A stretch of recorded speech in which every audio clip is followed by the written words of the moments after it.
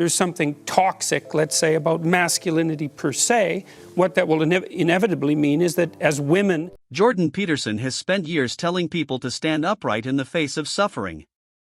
But in recent years, the man who wrote An Antidote to Chaos has faced a level of personal and physical hardship that few ever truly understand.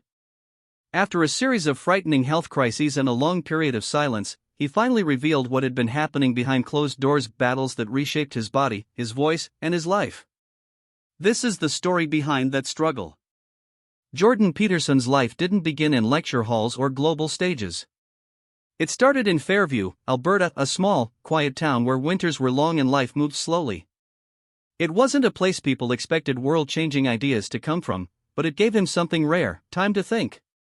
His upbringing played a major role in shaping his mind. His father was a teacher, his mother a librarian.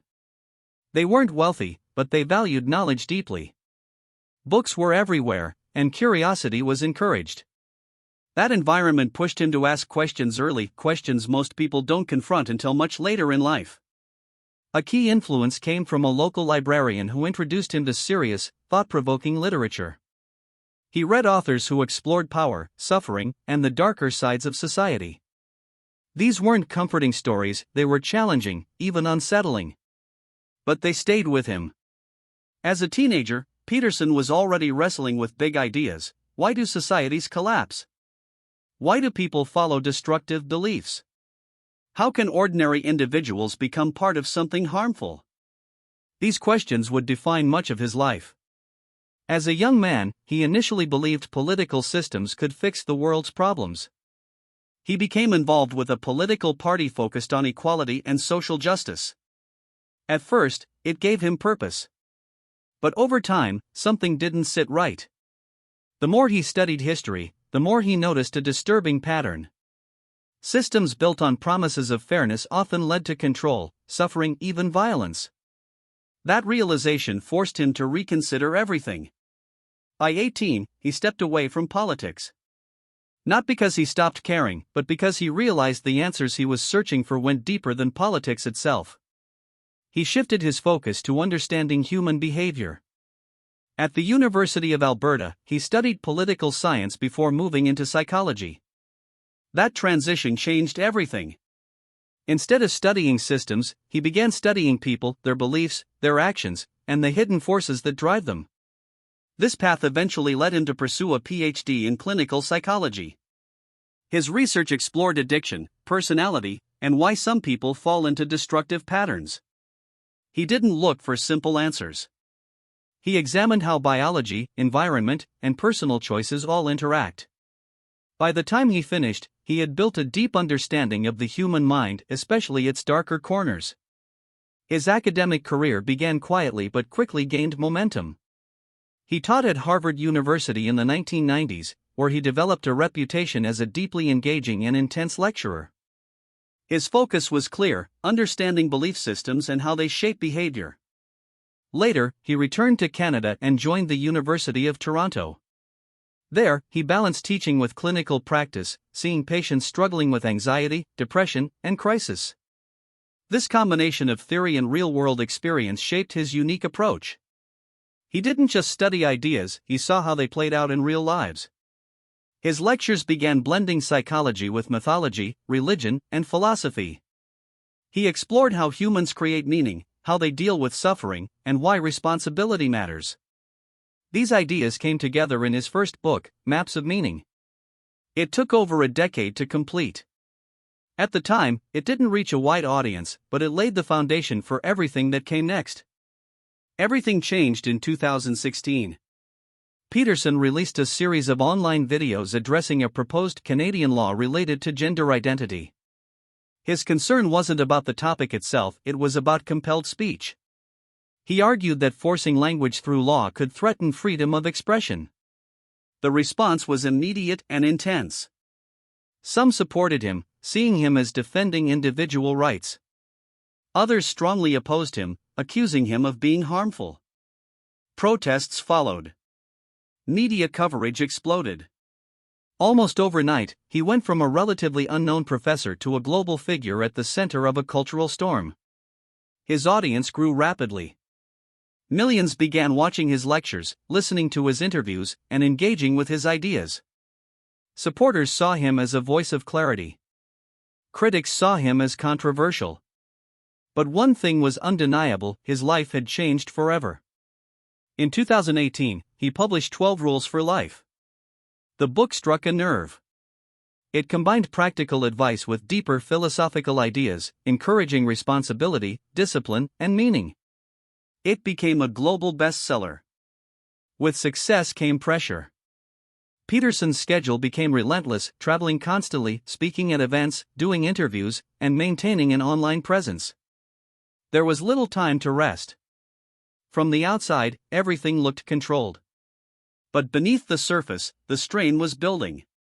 He also adopted an extremely restrictive diet, believing it helped manage certain health issues.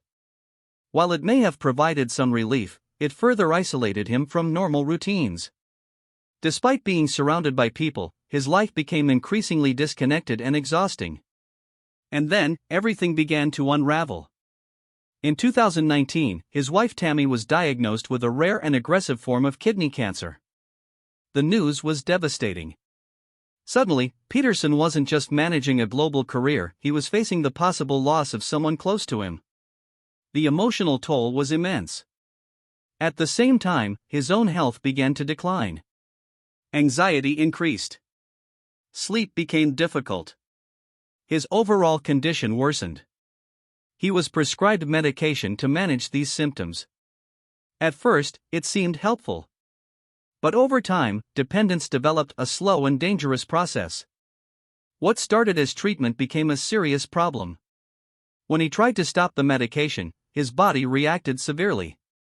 Withdrawal triggered intense neurological symptoms far beyond normal discomfort. It became a full-scale crisis.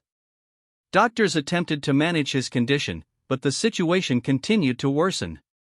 Eventually, his family sought treatment abroad. In Russia, doctors proposed an extreme solution: a medically induced coma. The idea was to allow his body to go through withdrawal without experiencing the full conscious distress. It was risky, but at that point, options were limited. During this period, he also developed pneumonia, adding another layer of danger. He was placed in intensive care. Recovery was slow and uncertain. He lost significant motor function. Basic movements became difficult. Rehabilitation took months. The man who once handled global stages was now relearning how to function day by day. In 2020, he slowly returned to public life. The change was visible. He appeared thinner, weaker.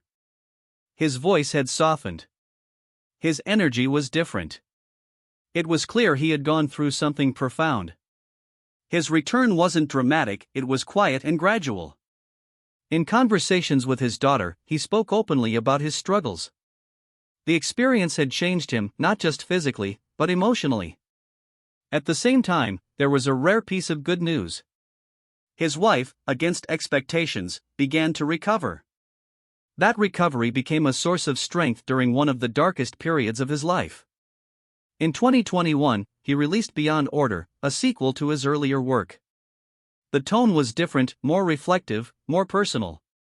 It explored not just structure, but the dangers of rigidity and the need to embrace chaos in a balanced way.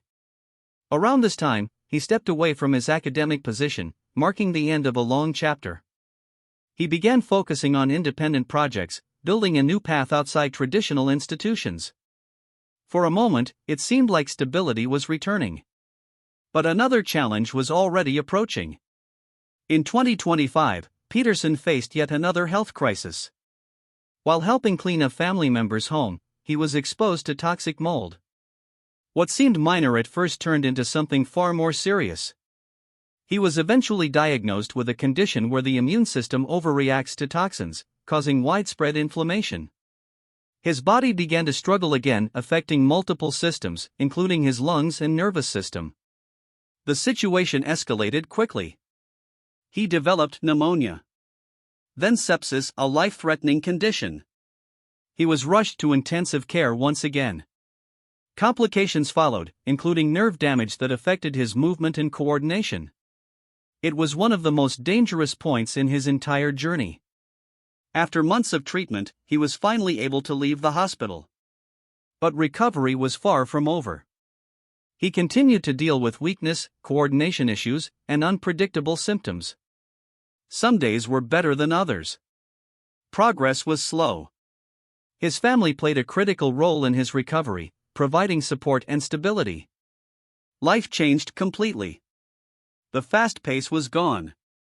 Instead, his days were focused on healing, rest, and small steps forward.